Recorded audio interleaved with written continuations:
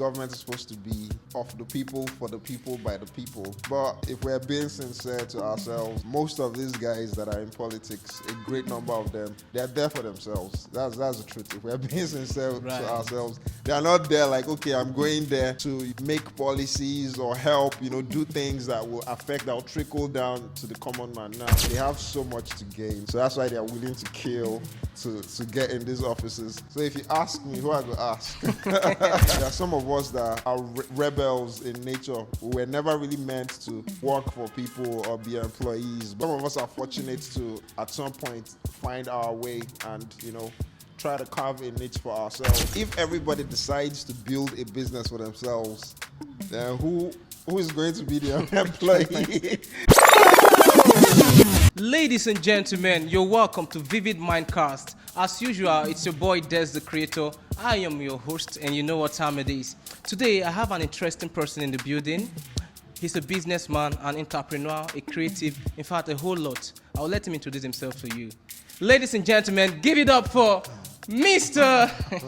That's baby. Bro, tell them. My name is RHEYMOPHOEBUS. My first name is Nonso. I'm a musical artist. I'm also an estate developer, CEO Bloombox Nigeria. Yeah, that's essentially what I do. Big Ray, RHEYMOPHOEBUS, you're welcome to the show. You're welcome to Thanks, Vivid my man. Mindcast. I'm good, Yes, bro. Baba. How they go now? You're not looking bad, bro. Man, just trying to keep up appearances. Yeah, bro. Today we're going to extract a lot of information from you, especially in business, because you need to tell us how this thing works. Because a lot of people, a lot of people are doing business under a year, 5 months. It's not working out, and you've been in business for a very long time. So we'll start from there. What is the secret? I can't say that I've been in business for a very long time, Okay. but the thing is, at the end of the day, I think everybody's a businessman, really. Yeah. The business I do, real estate development, is fortunately in our climes, it's a high in demand business. People, one thing, every time money no day, nothing there, but somehow you see that buildings are coming up every day. Yeah, right. So it's just like the food business. Like even if money no day, people must eat. People definitely chop. Yeah, now. so the same way, even if money no day, people must live in houses. People must go to work in house. Like so, it's basically a high in demand. Yeah, talking about real estate. Yeah. Most of these investors, let me say most of the investors, they talk about real estate a lot. And if you go online, the only thing you hear is real estate, invest in real estate, that. So for someone who doesn't understand anything about this real estate, can you break it down so that, in case I want to go into real estate too? That's a vague question, telling me to break down real estate. Yeah, the business of real estate. I want to understand it because a lot of investors say invest in real estate, right? Yeah, because it's the kind of investment that if you have your money, when you sort of put it in, you can see where it's going. Like if it's a structure, if it's a building, you can see it. Right. So I think that's just what is. Okay, so I want to be totally ignorant of real estate right now. Yeah. To start from the beginning. From the scratch. Yeah, from the scratch. Now, saying real estate doesn't mean me taking my money, get a building, or I need to get a land first, or I need to get a building, sell to someone else. Is that the business? I really want to understand how it works. Like I said, there are many aspects to it. Okay. But usually, the end product in most cases is that it culminates into a building. So, but obviously there's the land part, like land sales. Yeah. There's the part of seeking for funds for buildings or for multinational, I don't know how to put it, for multifaceted investments in terms of trying to put up structures. Right. It could be commercial, it could be individual, it could be personal. They're just different kinds. It's all encompassing, really. Why do people feel safer investing in real estate? Yeah. So like I said, it's not like some kind of investment that you are waiting on returns or like stocks. Like how does it do in the market? Right. It's sort of safer because, like I said, you can see where your money is going to. If you put it into a building, like for instance now, you have land, yeah? You get 100K today and you decide to go and start your foundation Next week you get 50K. You decide to buy more blocks, buy more cement. Next time you get some more funds, you decide to go and buy rods. Another time you get some funds, you decide, okay, let me take this up. So it just sort of comforting for people because they can literally see where their money is going. Right. Like, okay, this is how far I've gone with this. So it's a physical thing. Like as you're putting your money into it, you're seeing it grow, you're seeing it culminate into something. Right. So I think people are just more comfortable with that because they can literally see where their money is going. Yeah. Okay. So when investing in real estate, are there things people should look out for, or just real estate is safe, just invest and There are fraudsters everywhere now. Okay. As in, definitely, there's no investment that's supposed to be like safe investment. For instance, you can see what's going on in Asaba. There's a, what I call it, a sort of resurgence of lands, estates. There are different estates and loads of advertisements. People telling you, bring your money, come and buy land. Exactly. 50 by 100. Yeah.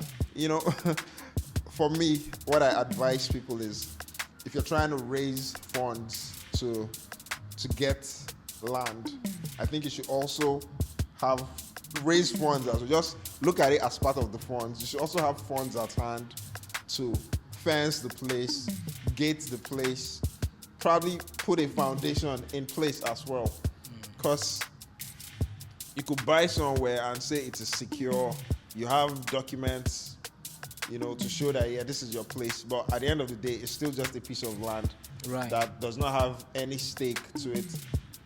The person that sold it to you could take someone else there as well and say, this is fresh, pay for this. So, and that happens a lot. So what I advise people most times, if you want to buy land, also have some extra cash on you to use to secure the place. Because if, for instance, a land has been sold to you, and you did not do anything there, and then I come tomorrow that, hey, I want to buy this land, and they sell the same land to me, and then I immediately start trying to, maybe put up a fence, put up a gate.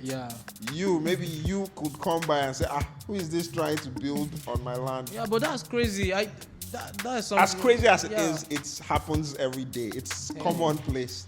So that's why the sooner you find out there's an issue with land you paid for, the sooner there's a possibility of you getting your money back. Because if I pay for a land now today, and then next week now, I've already started trying to, form some activity there, put up a fence, drop sand, drop cement, build a bacha that want to build something, and it's your land. You come to me that, guy, make gonna stop work, now me get this land, and I just paid for it. It's easier to sort of get money back that you just paid 2 weeks ago or 1 month ago than money you paid 2 years ago or 5 years ago. Right. It would just be like, wait till they talk. Right. The person could have, disappeared. It just gets more complicated. That's so crazy. That's just my own personal advice. Also, there's this I do see on social media and most places people do complain of the government demolishing their houses and stuff. Do you think governments do compensate for those houses, and why would they demolish someone's house, someone's property like that without I don't know why does it happen? There are so many reasons. But the government have the right to demolish someone's property. All land is government land, right. First of all. Okay. Then second of all, this is why you need approval for buildings from town planning and all. You need your documentation, your CFO, everything. So if you have all your documentation in place, then there's a likelihood that if you're talking of compensation, that you're entitled to compensation.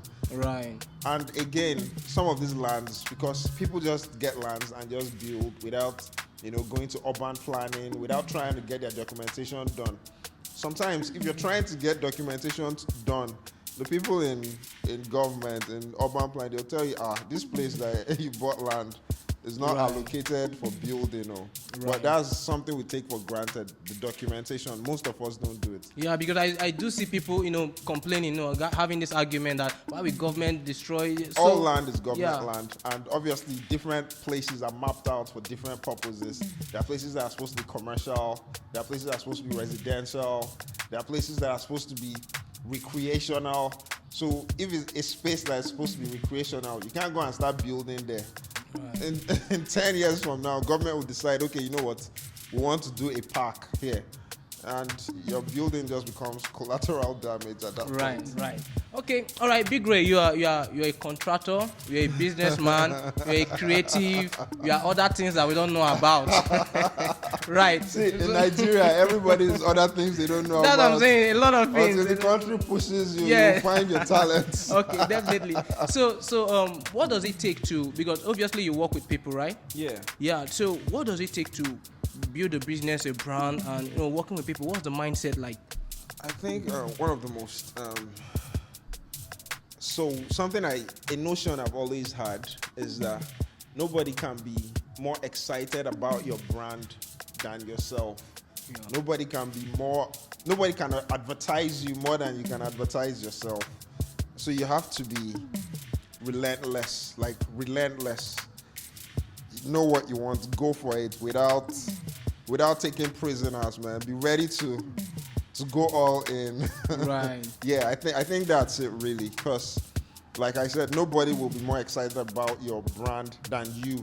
So you have to be ready to do whatever it takes, to get yourself moving and get your business to the next level. It's wolves and sharks out there, man. So right. So how do you source for your team, like the people you work with? What are the things you look out for? That's one of getting good hands is literally one of the hardest aspects in not just business, even in every aspect of life, really. Right. Getting good hands. So I can't say that this is what I do. At the end of the day, I think it just boils down to finding people that have similar interests with you, that you can relate with on a certain level, and how much you are willing to delegate to, because some people are just scared to work with people or delegate. They just want to do everything by themselves, but you can't do everything by yourself. Right. If you plan to grow, you have to be ready to delegate. Be like, you do this, you do that, and that way you can sort of create more time for yourself to do other things and think of ways to expand and things like that. So finding good hands is a worldwide phenomenon. Like, it's not easy to get good hands anywhere for any business, for anything, any endeavor, because sometimes people have their own interests, they have their own notions, so trying to get them on board with your own notions, like, okay, this is how I think, but you also have to be open to and let people express themselves as well. So it's really tricky. Leadership is not.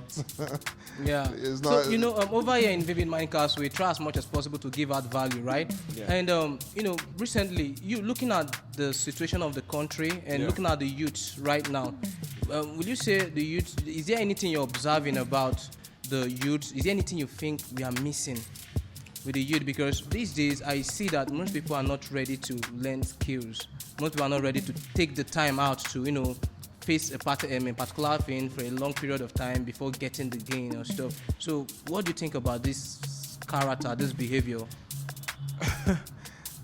So I think for most of us, it boils down to the systems that we have been entrenched in, even like our educational system. If you notice, the educational system from primary school, secondary school, even the university, the curriculum, the way we are taught to be employees. I don't know if you've ever really thought of it. Right, There's this, even I remember my parents, they were employees, they were always employees. I remember going to school, I always thought to myself, finish school, try to get good grades so you can get a good job. Right. And meanwhile, there are some of us that are rebels in nature. We were never really meant to work for people or be employees, but that is the system that we've been sort of brought up in. So some of us are fortunate to, at some point, find our way and, try to carve a niche for ourselves. Yeah. So I think it's just the mindset. But I also think that it's changing. That mindset of, being an employee, the way it was maybe 10 years ago, 20 years ago, I don't agree with you that it's totally that way now. People are more enterprising. Even parents are more open to sports now. When I started out trying to do music, my parents were absolutely against it. But now I see parents that are pushing their children, even paying for studio sessions for their awards. I see parents that want to take their kids to go for tryouts, for sports and things like that. So I think that mindset is sort of changing gradually. We're not as... So let's take a look at something. I was having a conversation with someone the other day, and there's this guy around there. He was like, we're talking about business, talking about building businesses, doing this, and he was now asking me, this entrepreneur thing, what thing it really be? I was like, that's what we're talking about. This like building businesses, engaging in things like this, trying out, new business and stuff. Like, I should break it down to the understanding that he can go into being an entrepreneur. I asked another question. If you don't want to become an entrepreneur, what else can you become? Or everybody must? Or is it advisable for everybody to become an entrepreneur? Or is it something everybody can become? No, definitely. As in, everybody cannot and everybody should not be an entrepreneur, because what entrepreneurism is about basically is individuals building businesses for themselves. Right. So if everybody decides to build a business for themselves, then who is going to be their employee? Right. So like at the end of the day, it's not right to, and there are people that are naturally, good at being employees. Like they might not have that initiative to do this or to do that, but they excel on that direction. Like, okay, these are your tasks. This is what you stand to gain. This is your remuneration. This is what what's the word now? If you do this, this is the result you get. And they might not have that notion that, okay, this is what I should do. But if they are set on that path, they'll excel at it. So I don't think everybody should be an entrepreneur. Right. It's not right to shame people that are not entrepreneurs. Everybody shouldn't be an entrepreneur. Okay. So Big Ray, you have a lot of should I say not a lot, but I know you're into politics in a way, or you have political friends. Right. So I would like to know something today. Yeah. Most people argue blindly, right? Yeah, so okay. let me be ignorant of these politicians, politics as a whole. Yeah. How do you think the government is affecting us as citizens, and why are we complaining without pointing out a particular thing that this is the issue and this is where? Because they say there's food and there's fuel scarcity, there's no food. Why is there lesser food? Why is money scarce? What all those complaints? So I want to know, where should we hold? What is tangible that I can say this is what the government is doing? This is the issue here. Then how do we work on that? So certain governments or certain leaderships are people-centric in the sense that they really care about the well-being of the people. All right. And government is supposed to be of the people, for the people, by the people. But if we're being sincere to ourselves in the climes that we find ourselves, the thing is, government offices are too attractive. Right. I think, that is a problem on its own. Most of these guys that are in politics, a great number of them, few exceptions, too few to make lasting impact. They are there for themselves. That's the truth. If we're being sincere to ourselves, they are not there like, okay, I'm going there to, make policies or help, do things that will trickle down to the common man. Now, government offices is just, political class. It's too attractive. They have so much to gain. So that's why they are willing to kill to get in these offices. So if you ask me, who I go ask? So but if we are to suggest something like, as a youth, if someone should come and say, okay, let's leave this thing for the youth to take over. And as a person, I know you're into business. Politics is not really your thing, but I know you know politicians. So the thing is, unfortunately, we have youths too that have been propelled to high places in government and turned out a letdown too. Case in point, like a Desmond Elliott. Okay, there are people like that. There's that other guy, the guy that slapped the lady at a dildo shop. I don't remember his name. That's another youth. Yeah, I can So remember. I didn't remember so him. when instances like that come up, you're just weak. Or like, okay, where do we really start? Is it youth that is really the issue? It's not. It's the mindset that people have in going into political offices. We're going to amass wealth for themselves. It's not about the people that they govern. Unfortunately, that's the reality that we're living with. Okay, so but me personally, I like you said about the educational system. I think maybe our upbringing and the things we pay attention to over here in our country over here are not the things as youth we're supposed to be paying attention to, and the way in which we tackle things. Social media has glamorized wealth and quick buck. If you see like the Chinese, the Japanese, what they are learning in school, kids 10-year-olds are learning to code. Here our kids are still cramming formulas that will not. Right. So what's your own advice? What do you think? To you, it's okay. These are the steps we can take in this country to bring a positive change. These are the steps you think that are valuable to us at this moment with the kind of situations we find ourselves. Well, the system needs a complete overhaul, which is a tall dream. Okay, bring me back. Don't carry and come back. I'm not pigeon. I know that. I'm not saying I've given up, but all right. When you just look at the wrath in the system. So you think Nigeria cannot be better? Nigeria is finished. Bro, when you look at the wrath in the system, it's a tall dream. Yeah. It's a tall dream. So what do you advise? What do you advise? Okay, just 2 to 3 things you advise that, okay, we can start here at least if possible. I think first of all, political office should not be as attractive as it is. Attractive? Yes, in the sense that because somebody is a politician, because he's the rep for this or he's the that, you know what their salaries are monthly. You know what wardrobe allowance is. There's the newspaper allowance. I don't really know, but I do I'm not about to start okay. calling figures. All But right, I'm just saying that it is too attractive.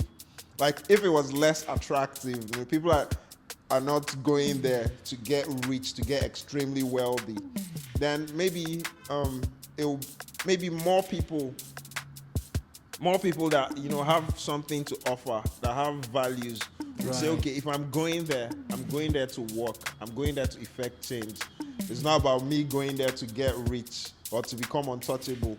How many times have you seen somebody that is sitting get dragged to court or get invited to the police or get dragged by AFCC? There's like an immunity.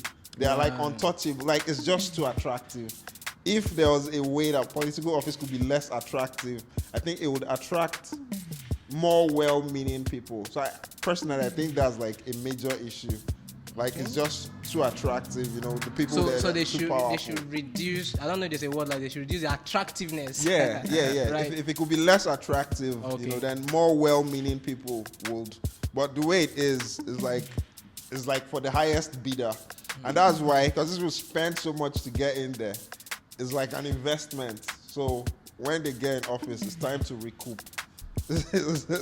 So as in, how do you expect that person to work for your interest when he has godfathers that have put down money now that he has to recoup? So it's crazy. It's crazy. Man, I wish we can just talk more about this and try to fix the country. A lot of people are complaining and people are suffering, Yeah, people are. It's like, something serious. These are the hardest of times. Yeah. Hardest of times. Food commodities, right, like skyrocketing, electricity, power, fuel, like everything is, even for us that are in contracting, you submit a bill and you say, okay, this is what it will cost us to get this done for you in so time. Then client pays you money and you go to the market tomorrow. The prices have changed. What do? You can't go back to say, like although there's supposed to be like space for variation, but Yeah. it just becomes complicated, you know. So like everybody's feeling it, Right. and Right. there's also something called collective poverty. Like even the people that are supposed to be like untouchable, so to speak, or above the law and really well to do, at the end of the day, we're still in this same Nigeria. So if you don't make the healthcare system work, it's not every time that there'll be the opportunity to fly you out immediately. You might Right. find That's yourself crazy. ending up in Yeah, that- the same you know, Nigerian hospitals. Seriously, man. that's crazy. Like when, like, I don't know why they behave like any little thing they're flying out, and you have a country you can actually fix, and you know. That's just it. The same roads that are horrible, the same way that an everyday person like me would have accidents and run into the spot holes, is the same way that. So it's not like they are necessarily exempted, but Right. yeah. So It's okay, just- with the situations right now, let's see, because you're a business person, you're a businessman, and obviously I know Big Ray. Big Ray is doing well as a contractor. Yeah, I've seen most of the Gotta do it. Gotta do You're it. doing as a I contractor. receive So, it. so yeah, so what are the advice? Like, let's try to see how we can, bring that value for people who didn't have that opportunity to go into to get themselves into school, to understand some kind of skills on how to be independent themselves. What are the things you think they should look into right now in this generation? Although I have something AI, yeah, many people are looking into AI, knowing AI is, and we're going to come to that. But to you, what do you think are those things people can do right now to generate money? Handwork. Hard work in what aspect? Handwork, not hard work. Okay, handwork. Okay. Even in abroad, Canada, US, it's not just white collar.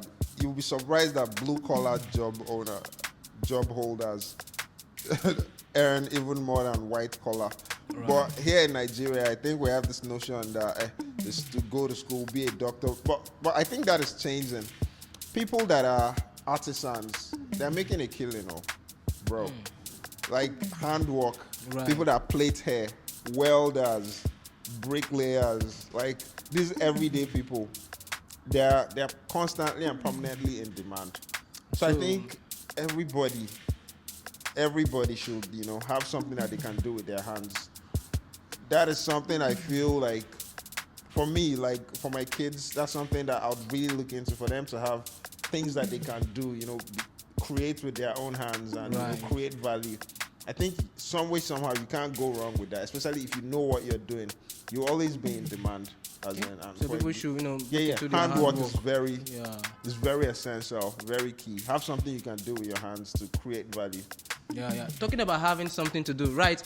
The other day I saw you performing. I was like, damn! I saw you performing at a show at Atoria. You were performing rap, and that was when I knew, okay, Ray is into music too, and he's a songwriter. So we are coming to that. Before I just quickly get to that, there was something that attracted me that day. I do keep the beards, right? Yeah. So I've been wanting mine to. What's up? Are those real? Do people carry fake beards? Yes, fake things everywhere these days. Don't be lying. Yeah, I Fake- saw a girl the other day. She was totally fake. Just I can imagine. You don't have to go into details. all right. So Well, for me, it's a look that I like. I have a lot of people that are close to me that don't even like it, but sometimes it's not just about people. You need to look at yourself. Like, what do I even want for myself to, So it's a look I like. I like having beards, and there are places I go to or people I encounter. They'll be like, yes, you carry beards like Osama. I'll be like, why the negative bias? Yeah. Can't you say as I carry beards like Jesus? funny enough, the 'Cause it's my police nearly beard- held me at Calabar. That was a few years ago because of beards. They're like, why are you carrying beard like that? I was like, I don't. Just take this. This never goes wrong. Just tell them that you're a Christian, you like God so much, and you're trying to carry beards like Jesus because you're a child of God. It always works. Right. I Okay. promise you. Noted. It always works. That's what I'm going to be Just using, tell right? them, trying to be like Jesus. I'm a Christian. Yeah. So talking about your flows, your gigs. Yeah. Are you doing music for fun? Because I know how hardworking you are in your business, how focused you are in moving from one place to another. Yeah. You're a contractor, so you build houses and stuff. So how do you manage it? Is music for fun or something you really? Music is something I've always been very passionate about. Right. You know, so for me, it's not just for fun. It's like part of fulfilling my destiny. You know this saying that people say that when I die and go to heaven, I don't want God to ask me that the talents I gave you, what did you do with it? Right. To be like, no, I was too busy to. So for me, it's something I'm very passionate about. It seems you really want to be like Jesus Christ. Like he said, it's finished. That's you're coming Yeah, there. yeah. Like, I'd like to go to God and be like, it's finished, man. You're a Christian, right? Yeah, I am. Okay. So what kind of song and what kind of music do you write? You do rap, obviously. Yeah. So what do you write about? I write about everything, like, cause I'm inspired by like my environment, you know, different things that are happening. I write about everything really, from love to hate to religion to politics, everything. I don't think there's. I've not exhausted my list. You know, I write about everything Right. pertaining to life, but from with like a positive outlook, cause. My stage name is RHEYMOPHOEBUS, and RHEYMOPHOEBUS means expressions that shed light. Expressions that shed light. Yeah, Remo is. Wow, I never knew that was the meaning. Yeah, Remo means is coined from the word rhyming, and Phoebus is the sun god in Greek mythology, and sun god, that's the god of light. Sun is like the brightest light known to man. So, rhyming god, expressions that shed light is like a double entendre for the name. So for me, is Sorry, about. there's something I missed that I don't even want to go into those aspects, but you said sun is like something like that. You talked about the sun. The sun is the brightest light known to man. Right. So, and RHEYMOPHOEBUS, the Phoebus part of RHEYMOPHOEBUS is in Greek mythology. Phoebus is sun god. So, and then Remo is from the word rhyming. So it's like rhyming and sun. So rhyming god. That's basically what it You're actually everything is has to do with God. I'm saying the way you're okay. Let me just deviate a little. We'll come back to this aspect. I'm with you. I got you. I was reading an article, and they said Christians are worshippers of the sun, right?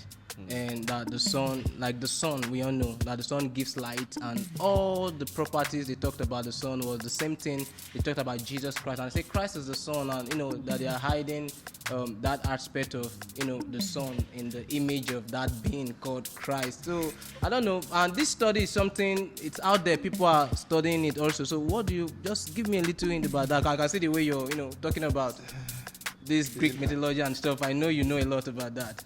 My bro, there's a lot of conspiracy theories out there. Yeah, right. I don't really like to involve myself in conspiracy theories. So that is I that's don't know about that. okay. You just know. I don't know about that. All right. It actually took me a week after the last time you told me your name. I tried my best to, even up to now when I'm trying to pronounce it, I take my time. Okay, let me know. All right. So let's talk about your music, the nightlife. So where are the places you perform, and how do you go for your gigs? You attend, they call you for shows, or just your concerts, or you have something out there? And did you put out anything recently? Yeah, so for me personally, I prefer to. My personal preference is doing my own shows, but I've not done one in close to 2 years. Right. Then I have obviously a lot of artists that are friends. They do gigs here and there. Definitely, I like to support people with my time, my presence, resources in any way possible. So that's it. Then obviously there are paid shows by the side too. So that's it really. Just Have there been times you felt like giving up in all these things and Nah. Never. As in giving up is not an option. I died. right. Nah, giving up is not. Okay. Like, if it's not working out like this, it's to figure out the next best way to make it work out, Just that goal orientation. I don't think I've ever thought of giving up. giving up is that like being suicidal or trying to end it all. Yeah. Right. Nah, I'm hardly on that. And try to just start up something new, like something. Nah, not really. If I'm starting something new, it will be to add something new to what already is, but not necessarily leave what is and just All right. So Big Ray, because of our time, right? That's the creator. Yeah, bro. What's your advice to someone, a young entrepreneur watching this, who wants to follow up on the aspect of being an entrepreneur, not giving up, trying his best to get to that top? What's your advice? A quick one. At some point, people are going to look at you like you're crazy. Right. And that is the time for you to push harder. Like, you just have to go all out for what you believe in. Like I said before, you are always going to be your biggest fan. Nobody will believe in you more than you believe in yourself. Nobody's going to push you more than you push yourself. So be ready to invest your time, your energy, your resources, your all. Give your all to yourself. Then at some point, you'll be surprised that some people will start believing in you as well. Woo. But if you're waiting for people, nah, man. Exactly. But I'm touched by that. All right, do you have any shout outs for anybody, friends, family? Yeah. Big shout to all my people at Bloomworks Nigeria, man. Let's get it, man. Bloomworks Nigeria. Blessings. Yeah, shout out to the team. This is the studio, Vivid Mindcast. And shout out to me. Shout out to me. That's the creator, my man. You know what time it is. All right, ladies and gentlemen, we've come to the end of this episode, Vivid Mindcast. As usual, it's your boy Des, the creator. Stay tuned. Don't touch that dice. Always remain in this channel. Peace. Love you.